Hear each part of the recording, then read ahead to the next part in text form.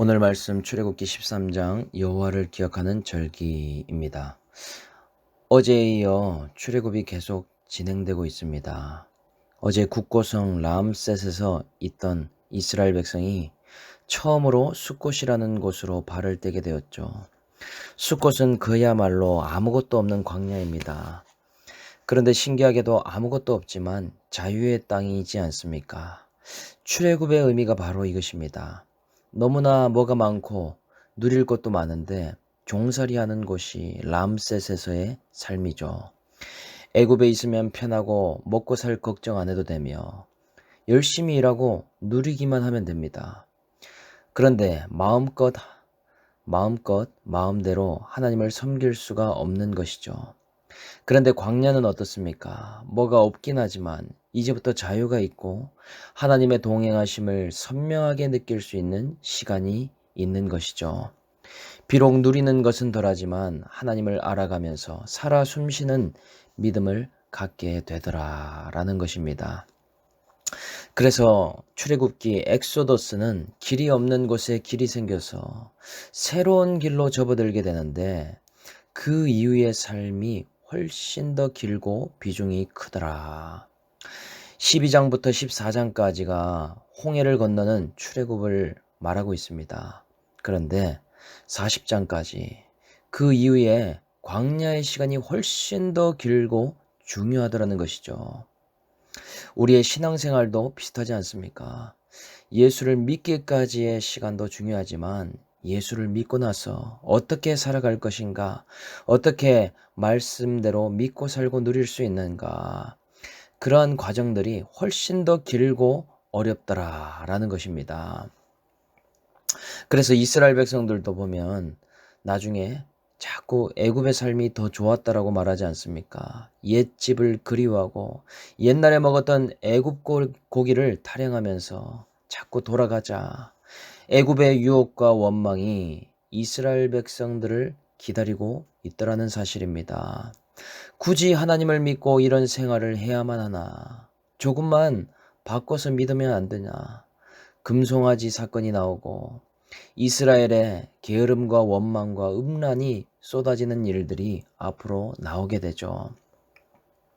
이런 백성들을 하나님은 너무나 잘 알기 때문에 출애굽을 시켜도 오늘 본문에 하나님께서는 신신당부를 하십니다. 이스라엘의 백성의 죄성 때문에 나가는 길에도 너희가 어떤 중에 지금 출애굽하는지 앞으로 지켜야 될 규례가 무엇인지를 분명하게 말씀해주고 있더라는 것입니다. 그 메시지가 무엇이냐? 첫 번째는 하나님은 분명히 따져서 비용을 계산하실 것이다 라고 말씀하십니다. 되게 의외의 이야기죠. 하나님께서 마치 생색을 내시는 듯한 말씀을 하고 계십니다. 1, 2절에 여호와께서 모세에게 일러 이르시되 이스라엘 자손 중에서 사람이나 짐승을 막론하고 태에서 처음 난 모든 것은 다 거룩히 구별하여 내게 돌리라. 하나님께서 모세에게 하시는 말씀이 뭐냐면 처음 것은 다 내 거다. 너희들의 가축이든지 아니면 사람이든지 그것이 중요한 것이 아니라 처음 모든 것은 내 것으로 빼놓고 내게 돌려라. 이제 출애굽하시면서 너무나도 생색내는 것 같지 않습니까? 이거 절대로 잊으면 안 된다. 너희들 다 봤지? 애굽에 사람이든 가축이든 처음 것을 다 죽이는 그런 재앙이 있었는데 나의 능력과 이 어린 양의 보혈을 보고 넘어가는 권능을 나타냈어. 이것을 통해서 너희를 건져냈어. 너희는 이 일을 경험한 증인이야. 잊으면 큰일 난다는 식으로 지금 얘기한다는 것입니다. 마치 돈을 꿔주고 이거 갚지 않으면 너 큰일 난다라고 하는 사람처럼 정확하게 따져서 이야기하고 있지 않습니까? 그러니까 애굽의 노예 생활을 끝마치고 새로운 자유를 주는데 이 자유가 방종이 아니라는 점이죠. 처음 것을 드리는 구별 안에서의 자유입니다. 해방을 주기는 주는데 하나님의 말씀 안에서의 해방인 것이죠. 우리도 신앙생활을 하면서 이렇게 오해할 때가 있지 않습니까? 참 자유를 맛본다라고 하면서도 말씀 안에서가 아니라 내 욕심의 자유, 내 탐심의 자유를 부릴 때가 너무나 많더라는 것이죠. 그런데 그런 것이 아니라고 주님은 말씀하고 있습니다. 그런데 첫째를 드리라고 하는 이유가 무엇일까요? 첫 아이는 부모에게 생명 그 자체이지 않습니까? 저의 경우에도 루아루미니를 둘 다 사랑하고 차별하지도 않지만 속으로는 첫 아이에 대한 특별한 애정이 있음을 알고 있습니다.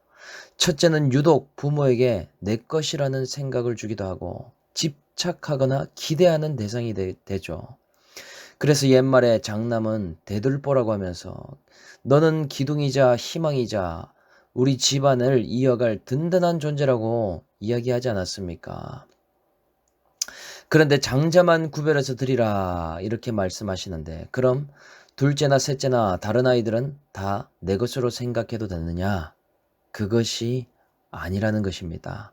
모든 것이 하나님의 것인데 그 장자 하나만 구별해서 드릴 때에 전부가 하나님의 것으로 고백한 것처럼 하나님이 받으시겠다. 그것이 곧 출애굽 사건의 이야기라고 말하고 있더라는 것입니다. 그런데 하나님께서 가장 걱정하는 부분이 이 변질에 대한 부분임을 우리는 알 수 있습니다. 3절에 유교병에 대해서 이야기를 하죠. 뭐라고 하니 보니 모세가 백성에게 이르되 너희는 애굽 곧 종되었던 집에서 나온 그날을 기념하여 유교병을 먹지 말라. 여호와께서 그 손의 권능으로 너희를 그곳에서 인도해 내셨음이니라. 어제는 무교병을 먹으라고 했는데 오늘은 반대로 유교병을 먹지 말라라고 이야기합니다. 유교병은 발효시킨 빵이기 때문에 원래 빵에서 누룩이 들어가서 맛은 있지만 성질이 변화되어 있는 빵이죠. 지금 그러니까 하나님께서 내가 너희를 인도한 것을 절대로 잊지 말고 너희가 이 마음이 변질되지 않도록 하기 위해서 무교병을 먹으라고 하셨습니다. 그리고 반대로 누룩이 든 빵은 가까이 하지도 말고 누룩을 보이지도 않게 하라. 이 이야기를 첫 번째 단락에서 계속해서 얘기하신다는 것이죠. 그런데 왜 무교병을 먹어야만 할까? 왜 유교병은 먹지 말라고 할까? 그것은 무교병을 먹을 때 얻게 되는 유익이 있기 때문입니다. 그것이 무엇인가? 정말 맛없는 빵을 먹으면 여러분 어떻게 되겠습니까? 다른 조금이라도 맛있는 음식을 먹게 될 때에 그 음식을 정말로 맛있게 먹을 수 있게 되지 않겠습니까? 마찬가지죠. 하나님께서 광야 생활을 하다가 이 무교병만 먹다가 만나와 메추라기를 내려주면 어떻게 되겠습니까? 그것이 그렇게 맛있을 수가 없게 되는 것이죠. 어릴 때에 집에 군것질거리가 별로 없다 보니까 제가 건빵을 하나 먹었는데도 그 건빵이 너무 맛있더라고요. 그리고 별사탕까지 먹으니 그 맛을 말로 표현할 수가 없었습니다. 이렇게 음식은 서로 상대적이지 않습니까? 맛있는 것을 먹으면 먹을수록 다른 것이 맛이 없어지고 내가 쓴 것을 먹으면 먹을수록 단 것을 한번 먹을 때에 눈이 밝아지는 일이 있지 않습니까? 그러니 만약 유교병만 먹으면 어떻게 되겠습니까? 만나와 메추라기를 내려줘도 그것이 무슨 맛이 있겠습니까? 광야에서 그 만나를 먹으면서 하나님께 감사할 수나 있겠습니까? 애굽 고기를 빨리 달라. 지금까지 먹었던 제일 맛있는 기름진 음식을 왜 주지 않냐라고 실제로도 이스라엘 백성들이 원망하게 되지 않습니까? 그러니 우리에게도 매일 맛이 없는데 말씀을 먹으라고 하는 이유가 있더라는 것이죠. 우리가 유교병이 아니라 무교병을 먹어야 되는 이유는 내 신앙의 처음과 비교해 보기 위해서입니다. 처음 예수를 믿었을 때 그때랑 지금 내가 얼마나 달라졌는가? 나는 얼마나 변질되었나? 믿음은 얼마나 쇠퇴하고 하나님을 떠나갔는가. 이것을 알 수 있는 것이 무엇이냐? 무교병을 먹을 때 알 수 있더라는 것이죠. 가만히 보면 음식의 특징이 내가 먹는 그것이 곧 내 몸이 되지 않습니까? 내가 먹는 것이 곧 세포가 되고 내가 마시는 것이 내 피와 근육이 되는 것이죠. 영적인 몸도 마찬가지입니다. 무교병을 먹을 때에 계속해서 내가 변질된 만큼을 회개하게 되고 내 안에 누룩과 같은 죄성을 보게 되는데 그와 반대로 누룩이 들어간 유교병을 먹기 시작하면 문제가 생기게 됩니다. 변질이 되어도 그것이 변질된 줄도 알지 못하게 되는 것이죠. 점점 외식하기 시작하면서 자기 죄에는 소경이 되고 남의 죄에는 눈이 밝아지게 됩니다. 그래서 예수님께서도 바리새인들의 누룩을 조심하라라고 말씀하지 않았습니까? 그것이 마치 바이러스처럼 전염이 되어서 모두가 외식하고 좋은 것만 보여주려고 하고 자신의 경건과 의로움만 나타내려고 하지 안 좋은 것이나 죄나 누룩과 같은 것들 그것은 숨기려고만 하더라는 것입니다. 그러니 무교병을 먹으라고 말씀하시는 것이죠. 우리는 날마다의 무교병 같은 말씀을 통해서 변질된 만큼의 회개가 필요합니다. 잊어버린 만큼 다시 기억해 나가는 그러한 작업을 해 나가야 된다는 것이죠. 오늘 이 말씀을 통해서 깨닫게 되는 그런 은혜가 있기를 주님의 이름으로 축복합니다. 그래서 하나님 주시는 두 번째 메시지는 항상 네 손과 눈과 입에 말씀이 있게 하라 라고 또한 말씀하십니다.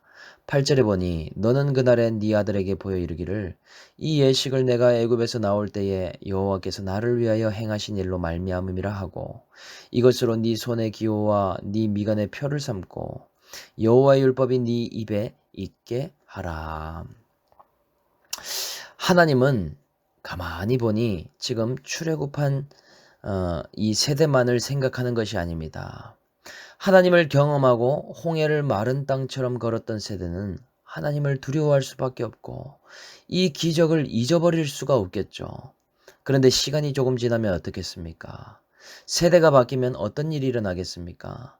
조금만 환경이 달라져도 하나님을 기억하지 못하고 출애굽의 역사를 잊어버리는 일이 오더라는 것이죠.